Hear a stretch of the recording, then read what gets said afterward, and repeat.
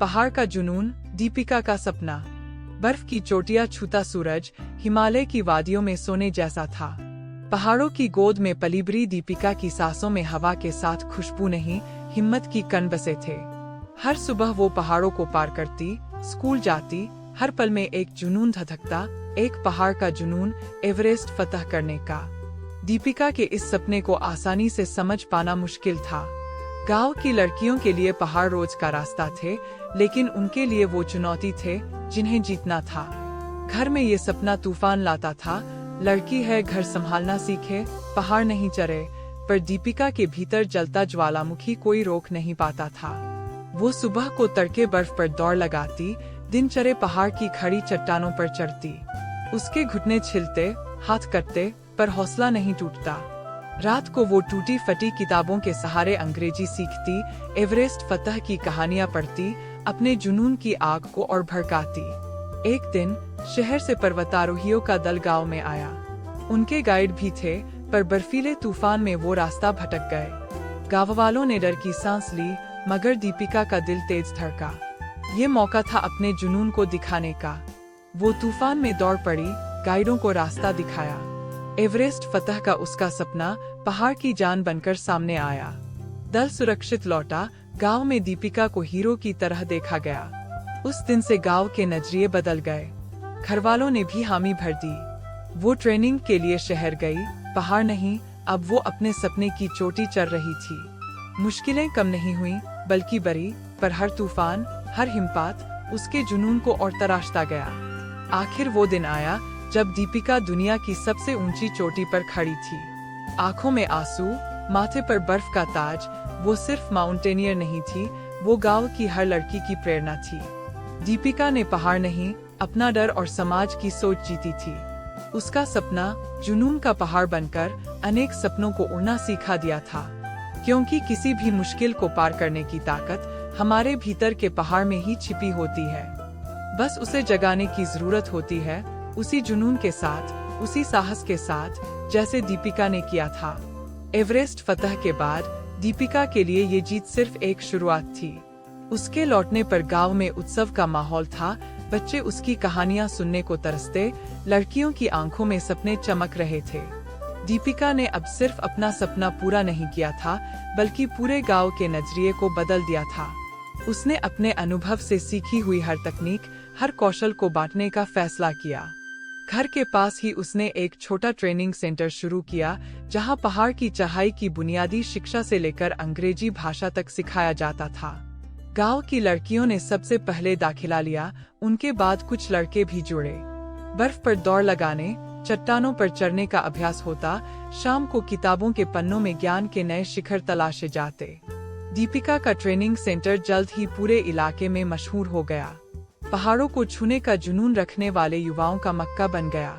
यहाँ से निकले कई पर्वतारोहियों ने ऊंची चोटियों को फतह किया, अपना नाम रोशन किया। पर सबसे बड़ी जीत थी आत्मनिर्भरता की, सामाजिक बदलाव की।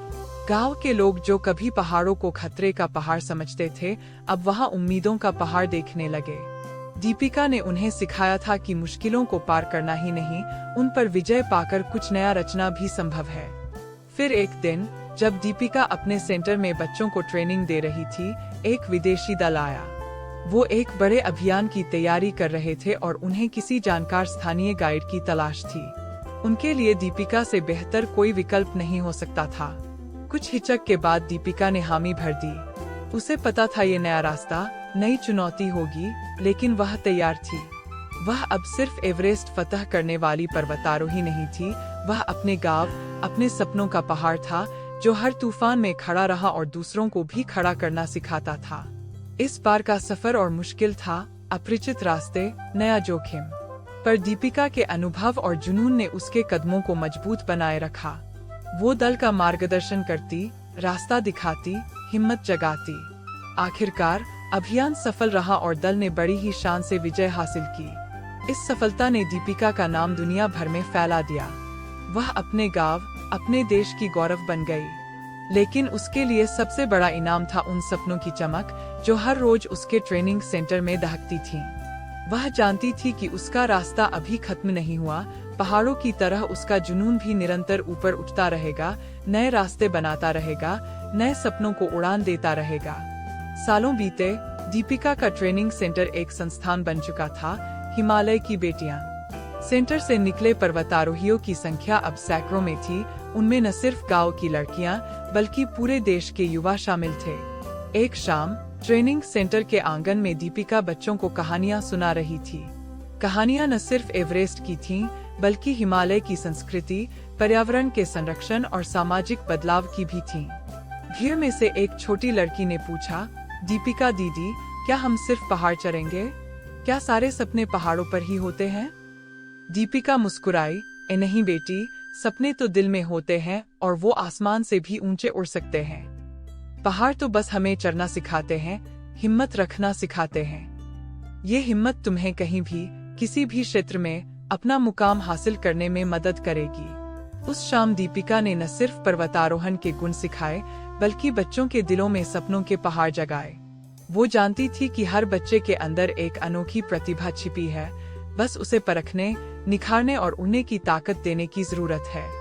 कुछ साल बाद हिमालय की बेटियां से निकली लड़कियां न सिर्फ पर्वतारोहण कर रही थीं, बल्कि डॉक्टर, वैज्ञानिक, शिक्षक और उद्यमी भी बन रही थीं। उनमें एवरेस्ट फतह करने वाली नई दीपिकाएं पैदा हो रही थीं, अपने अपने क्षेत्रों में नया मुकाम हासिल कर रही थीं। दीपिका के लिए ये सबसे बड़ी जीत थी। उसने न सिर्फ अपने सपने को जिया था, बल्कि अपने गांव और देश के अनेकों सपनों को उड़ान दी थी। उसने पहाड़ों को पार करने का हुनर नहीं, बल्कि किसी भी जिंदगी की चोटियों को छूने का हौसला सिखाया था। उसकी कहानी अब सिर्फ एक गांव, एक देश की नहीं थी, बल्कि वो दुनिया को प्रेरित करती थी। दुनिया को बताती थी कि हिम्मत का पहाड़ कोई भी चढ़ सकता है, बस जरूरत है जुनून की चिंगारी और खुद पर विश्वास की लौ की। और हर शाम जब सूरज हिमालय की चोटियों को रंगता, दीपिका ट्रेनिंग सेंटर के आंगन में बच्चों को घेरे होती, उनमें नए सपने भरती, उन्हें उड़ान भरने का हौसला देती।